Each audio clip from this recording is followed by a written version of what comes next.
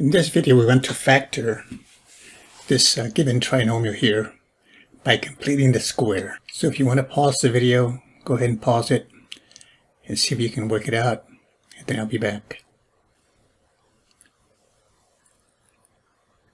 So we have a trinomial, and if we try to factor this the usual way, we would look for a common factor.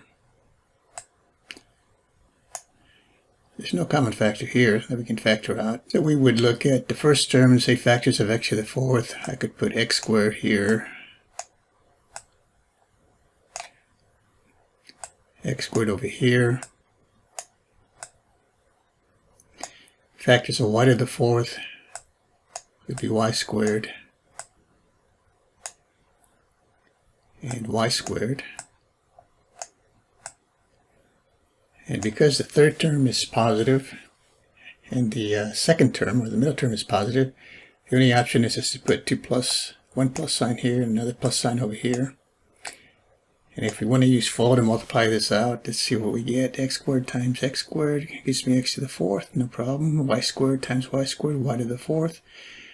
Multiply the inner terms and the outer terms, we get x squared, y squared twice. So this would come out to a 2. So in order for this thing to factor the way I have it here, I'd have to have a 2 right there.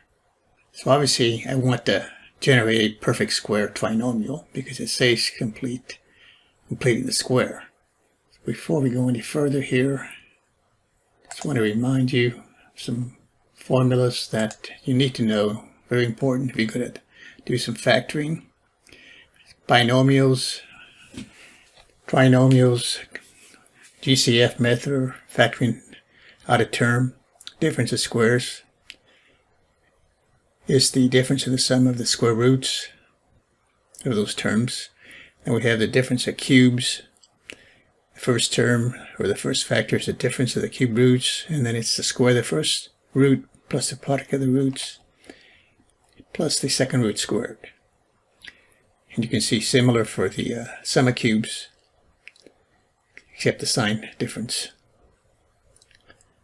in the two factors. So let's go back to this one over here.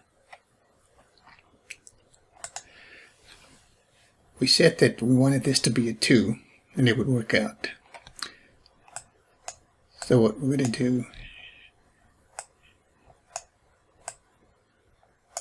is this would be x to the fourth, and we'll make this a 2.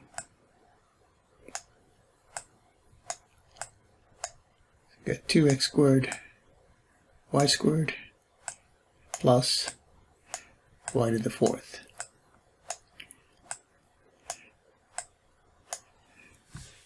And that's a very popular technique, especially in advanced mathematics, where all we're doing is adding 0.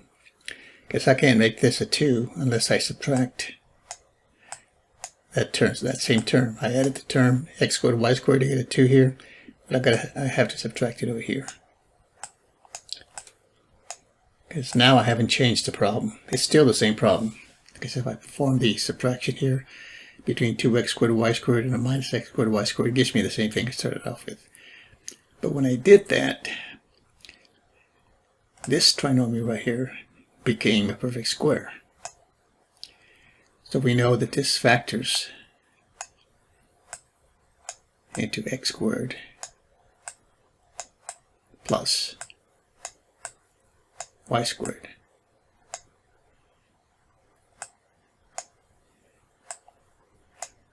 And x squared plus y squared, or the same thing as x squared plus y squared quantity squared, minus,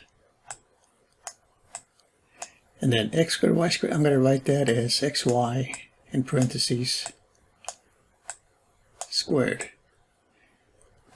So now you can see if you look at this as a binomial, first term here is squared, second term here is squared.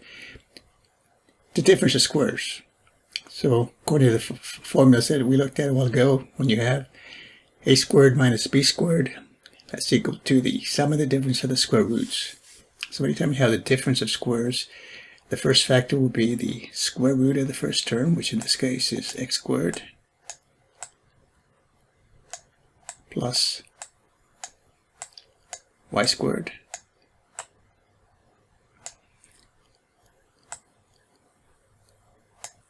and the square root of the second term is xy. So again, so we have x squared plus y squared minus xy. So it's the difference in the sum of the square roots. So the other factor will be x squared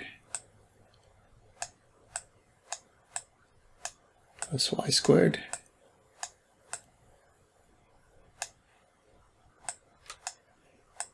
plus xy.